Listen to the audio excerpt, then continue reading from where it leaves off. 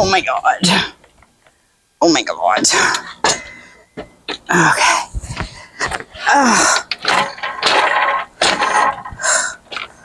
Okay, are you locked? Lock. Oh. Lock. She be heavy.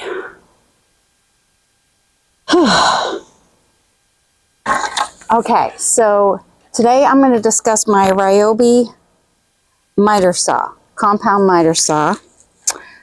Quite a few people seem to be interested when I talked about my Ryobi table saw, so I figured I'd talk about my miter saw. This is the 10-inch one, so it'll do 2x12s. It's compound, so it'll do, well, I can show you if I can, yeah. So it could go this way, ta, or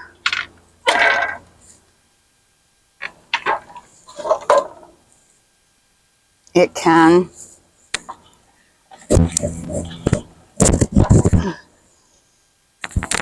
hold that bot. Okay, I gotta be honest, since I got hurt at work back in December, I don't have the strength in my right hand. So I'm a little bit wimpy. But anyways, then it has the ability to go this way. Now, it only is one way this way. So you can go this way, but you can't go this way. So, okay. And then it's sliding. So I have that part already unlocked. I gotta undo the wire though. Here's a beginner hint. Get these. They're like bungee cords, but not. They kind of remind me of those things in the 80s that we do curling. We curl our hair with. But anyways, they work great to hold the wires and stuff on these random things. So this is also sliding, which works well with like your 2x12s and stuff. It takes a 10-inch blade. Okay. I got this because originally I had, you know, the smaller one. And I was having to flip the boards and everything. So I got this one so I wouldn't have to do that with the 2x12s. Because for a while there I was loving making like benches and rustic like farmhouse style tables out of the 2x12s. So anyways, this. I've had it for 3 years. I've changed the blade twice. Blade is really easy to change. That's not a problem. What is a problem? They come with those things that are supposed to help hold down. You know, they're like almost look like dog hole clamps. Okay? That goes here. They don't work worth crap. Either that or I'm too dumb to figure them out. But I tried and I could not get them to work.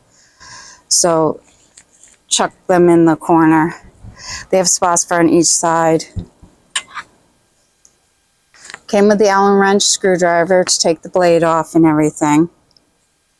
Again, just use real tools, but you know, it does come with it.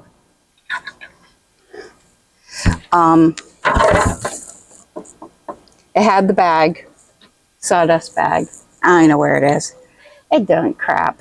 But anyone who's got a miter saw knows that, no, there is no maintaining the sawdust with this thing, with the bag they give you. I don't know who they're fooling.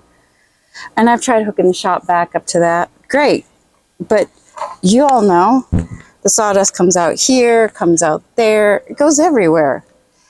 That might actually work if the sawdust only came out there. Why can you all not figure out, this is to Ryobi and other tool makers, how to control the sawdust on these miter saws? It is ridiculous.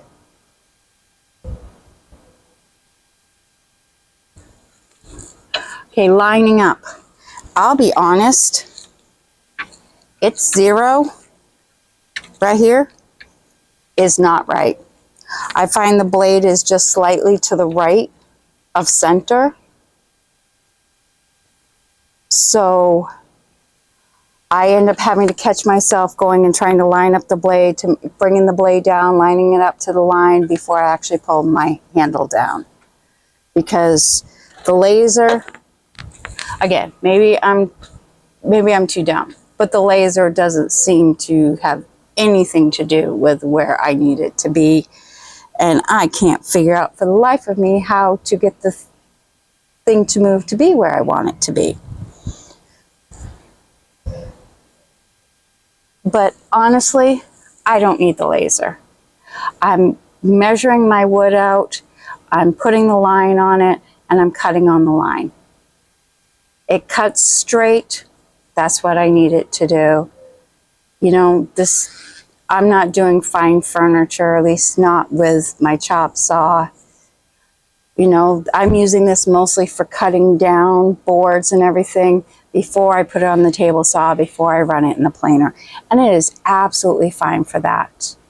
You know, in the beginning when I started woodworking, I did a lot of 2x4 projects because it was a lot easier for me as I was learning how to follow directions and do the math. And I'm in Southwest Florida. We don't have real lumber yards.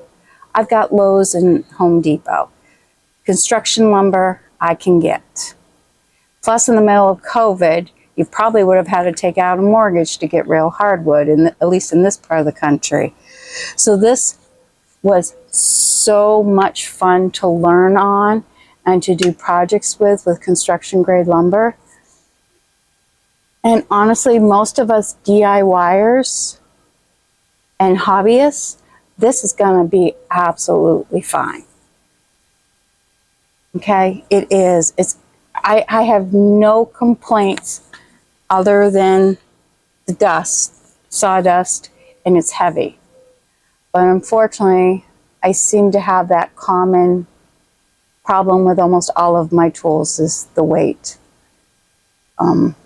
But yeah, I got one of these stands, these portable stands, you know, with the wheels, because my garage is small. You all know that. So do I feel this is worth the money? Yes, I do. Do I think that someone who does real, legit, fancy woodworking all the time is going to be happy with this? Probably not.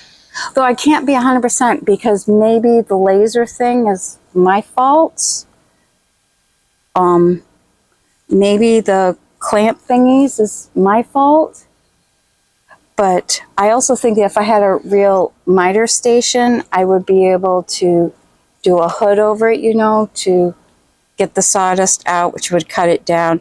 And I'd have a place to really attach a stop block. And that's not an option right now. I did see where Steve, woodworking for Mere Mortals, he has a nice rolling miter table kind of set up where the table leaves go up to be level with his miter saw. He doesn't have the exhaust option. But honestly, I don't think that's going to be an option for me or for most people who are, you know, hobbyist DIYers. So next thing I'm going to do is I'm going to plug it in. I'm going to draw a line on a piece of wood, and I'm going to show you how it cuts so you can see that. Okay, so hold on and I'll show you like it in action.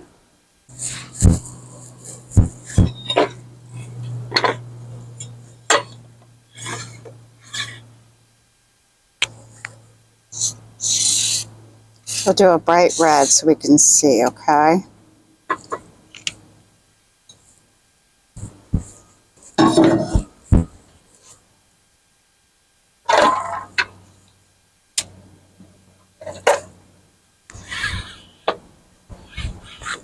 So when you put it there on the like 0, then I don't know if you can see it or not, but it's actually bringing to just to the right of the red. So, and then the laser, oh, you know where the stinking laser is because it's too sunny.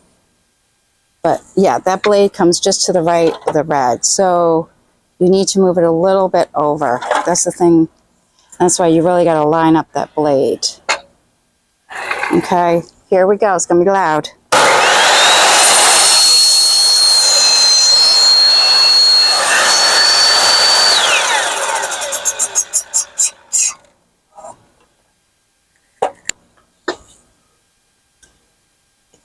So can you see? We cut pretty center on that. I'm going to get the speed square so we can check it.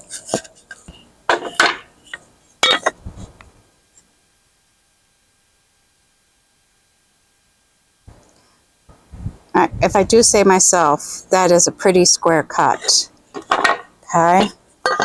I have no complaints at all about that cut.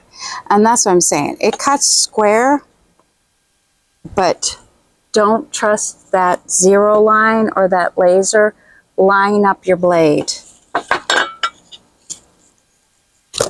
Let me take those off. Okay, so in conclusion, is it worth it? It is very, very much worth it. I 100% would have bought this saw again, knowing what I know. I'm very happy with it. I recommend it to any beginners. I find when I first started, it was less intimidating because you were really controlling the saw.